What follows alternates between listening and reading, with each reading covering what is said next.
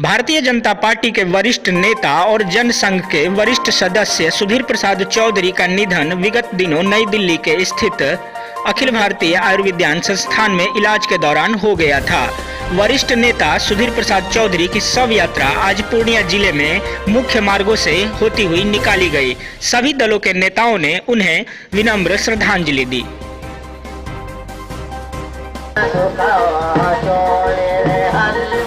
जय